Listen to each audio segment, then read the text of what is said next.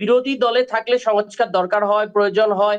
এখন পাওয়ার এসেছেন, তাই আমাদের ইচ্ছা মতো করে আমার বিচার বিভাগেরও সংস্কার দরকার নাই, আমাদের গুম কমিশনেরও দরকার নাই, আমাদের এবং অডিটর জেনারেল তথ্য, আমি যে 11টা জিনিস আপনার অধ্যাদেশ বলেন সংস্কার করে নিয়ে আসবেন, ইফ ইউ যে সি দরকার অল নেই দিস এই স্টাফ, কথাটা বলা হচ্ছে না। না আমি বলি ভাই, তাহলে আমরা এগ্রিমেন্ট করার পরে গণভোটে যাওয়ার পরে আপনি এটা থেকে ব্যাকটার্ন দিতেছেন, আপনার কথা চেঞ্জ করে আসতেছেন এবং এটাকে আপনি প্রতারণার দলিল বলতেছেন। আপনি সাইন করার পর প্রতারণার দলিল বলতেছেন, এটা কত বড় একটা মকারি টু দ্য পিপল।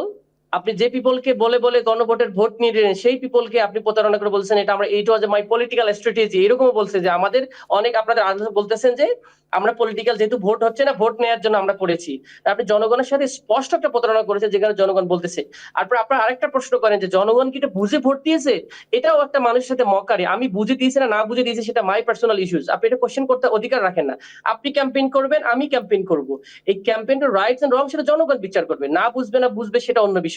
তা শুধু আমরাই বুঝি, পার্লামেন্টারিয়ানরাই আমরাই শুধু হয়েছে এই রাষ্ট্র, আর বাকিরা কেউ বোঝে না। It is because of the power. এই জন্য হাসনাত আব্দুল্লাহ বলেছেন আপনি কনফরমিস্ট এবং কম্প্রোমাইজ এবং অপরচুনিস্ট, আপনার পজিশন আপনি অবস্থা বুঝে পরিবর্তন করেন। তার মানে আপনার ইস্যুটা হচ্ছে, আমি মেইন জায়গায় আসেন, আমাদের ইস্যুটা হচ্ছে রাষ্ট্রের যে বিষয়গুলো উল্লেখ করা হয়েছে জুলাই সনদে, এটা কি এনসিপির জন্য দরকার, নাকি জামাত ইসলামের দরকার, নাকি বাংলাদেশ সব মানুষের দরকার? আমার কোশ্চেনটা হচ্ছে এই জায়গায়, যে বিষয়গুলো প্রস্তাবনা হয়েছে সেগুলো রাষ্ট্রের পরিবর্তন দরকার কিনা। আমরা 71 এর কনস্টিটিউশনে কিছু জিনিস থাকে সেগুলো চেঞ্জ করার দরকার নেই, এগুলো কমন সব পৃথিবীতে আছে, যেমন হিউম্যান রাইটস এর বিষয় বললেন এখানে আছে।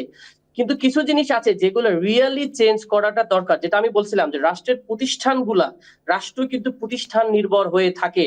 এই বেসিক প্রতিষ্ঠানের উপর যদি আপনি হস্তক্ষেপ করেন দলীয় ভাবে, আপনি দেখুন, আপনি যদি একটা উদাহরণে দেই, 42টা এবং রিসেন্টলি 12টা, প্রায় 52টা জেলায় আপনি প্রশাসক নিয়োগ দিলেন।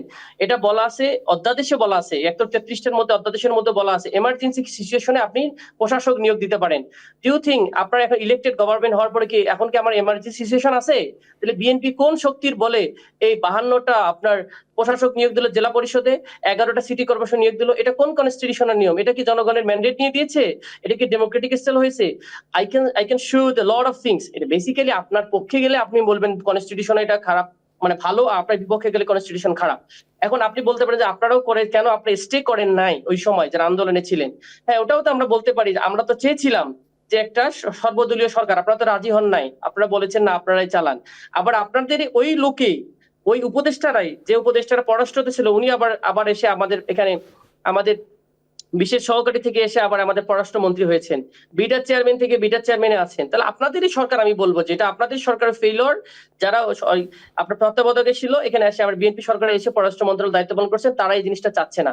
ইট ইজ বিকজ আমি হোলিস্টিক্যালি যদি দেখি, এটা বাংলাদেশের মানুষের একটা চেঞ্জিং এর মুভমেন্ট, যেটা আমি বললাম কনস্টিটিউয়েন্ট মুভমেন্ট পলিটিক্যাল ভাষায় বলে।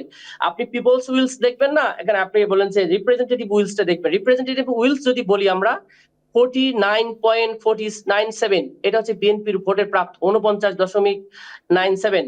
আর যদি বলেন যে জনগণের ম্যান্ডেট, ডিরেক্ট ম্যান্ডেট, সেটা হচ্ছে 68.9, মানে দ্যাট মিনস 69%।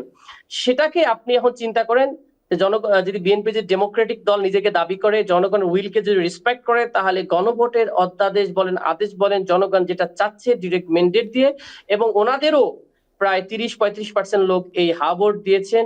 ওনাদের ওনাদের প্রধানমন্ত্রী, আমাদের প্রধানমন্ত্রীও দিয়েছেন, আমাদের সবাই যে ক্যাম্পেইন করেছেন, তাদের কথাগুলো এখন কি হবে? ওনারা কি ওনাদের অবস্থান থেকে ফিরে যাচ্ছেন কিনা, ওনারা ওনাদের দলীয় বাস্তবায়ন করা এজেন্ডা বাস্তবায়ন করার জন্য মুভ করতেছেন কিনা? That is the question. This is political question, this is not constitutional question.